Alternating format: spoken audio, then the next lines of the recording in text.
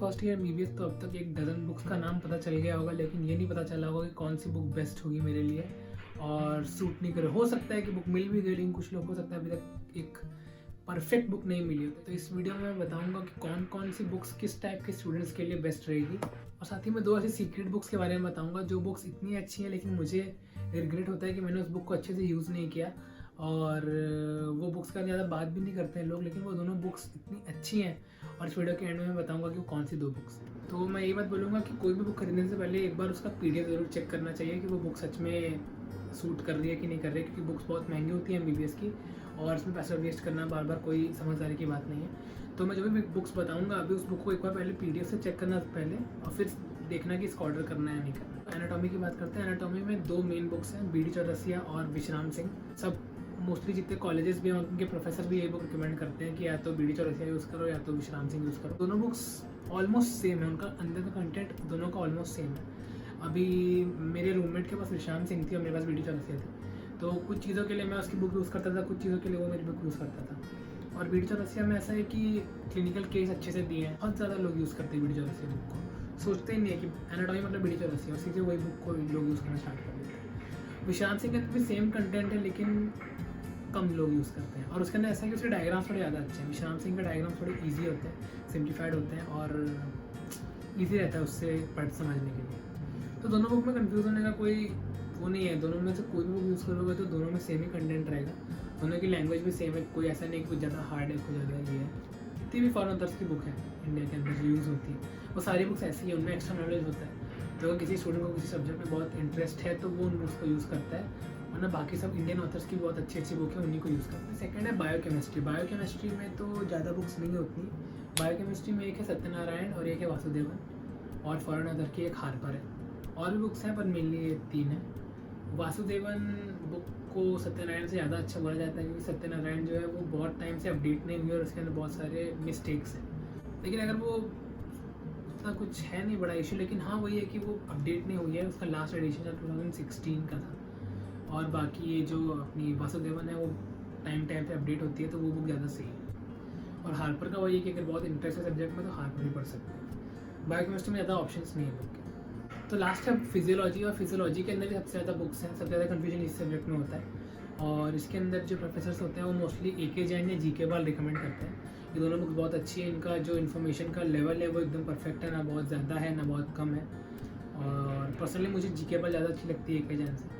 GK. बाल में ज़्यादा इन्फॉर्मेशन है और बहुत सिंप्लीफाइड फॉर्म में दिया हुआ है। और इनके अंदर भी एक फॉरेन ऑथर होता है गायटन। गायटन बहुत फेमस है, गैनोंग भी है लेकिन गायटन ज़्यादा यूज़ करते हैं लोग, और गायटन बहुत लोग यूज़ करते हैं। ऐसा नहीं है कि इसको जैसे बाकी ग्रेस बहुत कम लोग यूज़ करते हैं, लेकिन गायटन बहुत लोग यूज़ करते हैं। और गायटन ऐसा है कि उससे पढ़ने के बाद हम एग्ज़ाम में उसको लिखने लायक वैसा उस टाइप से नहीं दिया होता है इस बुक में, वो मेरी नॉलेज गेन करने के लिए है। और अगर बहुत इंटरेस्ट है फिजियोलॉजी के अंदर तो गायटन पढ़ सकते हैं। एक और बुक है सेम्बुलिंगम। जो सेम्बुलिंगम जो बुक है वो सबसे ज़्यादा बेसिक बुक है फिजियोलॉजी की, और उसमें सब चीज़ें बहुत ईजीली दी हैं, लेकिन वही है कि बहुत स्ट्रक्चर्ड फॉर्म में दी है। इसलिए कुछ लोग इस बुक को पढ़ते भी हैं, क्योंकि इसमें बहुत स्ट्रक्चर्ड और एग्ज़ाम में लिखने लायक दिया है, टेबल्स वगैरह में अच्छी अच्छी दी है। तो अगर बहुत ही ज़्यादा किसी को इंटरेस्ट नहीं है पढ़ने में तो वैसे लोग सिर्फ सेम्बुलिंगम ही पढ़ते हैं। लेकिन हाँ, अगर सेम्बुलिंगम किसी दूसरी बुक के साथ कंबाइन करके यूज़ किया जाए, जैसे कि गायटन पढ़ रहा है कोई और उससे वो उसको कॉन्सेप्ट सारे क्लियर हो रहे हैं, लेकिन वो एग्ज़ाम में लिखने के लिए सेम्बुलिंगम यूज़ करेगा, तो वो उसके पास नॉलेज भी है लेकिन उसको एग्ज़ाम में लिखने में ईजी हो रहा है, तो ऐसे करके इस बुक को यूज़ कर सकते हैं। लेकिन सिर्फ इस बुक को यूज़ करना मैं ऐसे रिकमेंड नहीं करूँगा। इस बुक को किसी दूसरी बुक के साथ यूज़ करना ज़्यादा सही रहेगा। तो जो 2 बुक्स के बारे में मैंने बताया था, 2 सीक्रेट बुक्स ज़्यादा लोग नहीं यूज़ करते, लेकिन वो बुक्स बहुत अच्छी हैं। उन 2 बुक्स का नाम है, पहली फिजियोलॉजी के लिए है वी.डी. जोशी।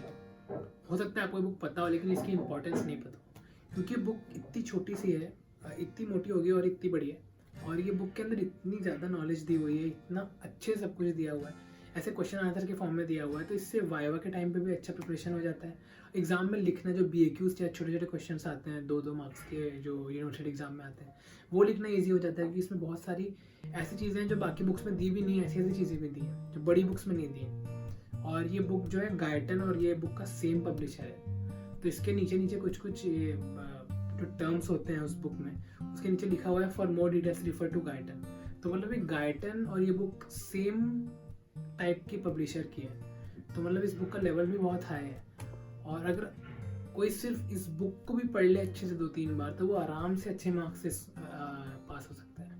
तो इसलिए वीडी जोशी मेरी फेवरेट बुक है फिजियोलॉजी के लिए, क्योंकि इस बुक में इतना परफेक्टली सब कुछ दिया है ना कि आप खुद ही ट्राई कर सकते हैं। एक बार इसका PDF पहले चेक करना, अगर अच्छा लगे तो ये बुक सस्ती भी है बाकी बुक से कंपेयर करें तो, और इस बुक को यूज़ करना बहुत फायदेमंद होगा। ऐसी ही एनआईटी के लिए बुक है, ये बुक बहुत लोगों को पता होती है, लेकिन इस बुक को ऐसे साइड में रख दिया जाता है कि ये बुक तो सिर्फ ऐसे सिर्फ पास जिनको होना है उन लोग के लिए होती है, बट ऐसा नहीं है। बुक बहुत अच्छी सी है, इसमें स्ट्रक्चर फॉर्म में सब कुछ दिया है। इस बुक का नाम है काजी, और काजी एनाटॉमी में जो है सब क्वेश्चन आंसर के फॉर्म में सारे टॉपिक्स दिए हुए हैं एनआईटी के। तो कुछ लोग होते हैं जो बहुत आलसी टाइप के होते हैं, वो सिर्फ एग्जाम के जस्ट पहले इस काजी बुक को उठाते हैं और इसको पढ़ लेते हैं, देख लेते हैं और इसे कैसे कैसे करके एग्जाम में लिखा जाता है, फिर सब भूल जाते हैं। तो इसलिए बुक थोड़ी बदनाम है कि ये लास्ट टाइम जो पढ़ते हैं उन लोग के लिए है, लेकिन ऐसा नहीं। को यूज़ कैसे करना चाहिए, पहले BDC से टॉपिक पढ़ना चाहिए जो भी आपकी एनआईटी की बुक है, उसके बाद वो टॉपिक को एक बार इस काजी से भी देखना चाहिए, क्योंकि काजी में अच्छे से लिखा है वो कैसे एग्जाम में लिखना है, उससे हमें आइडिया मिलेगा कि मुझे ऐसे करके लिखना है। और उसमें हर चीज़ें ऐसे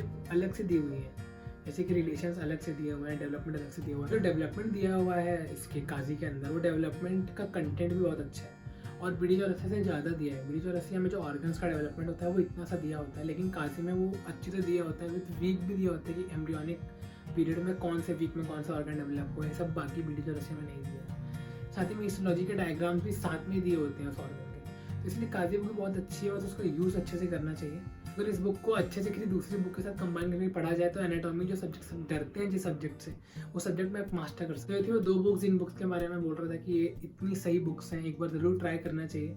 ये बुक आप पढ़ के ज़रूर ट्राई करना, पहले PDF से करना, अगर अच्छे लगे तो ऑर्डर कर देना।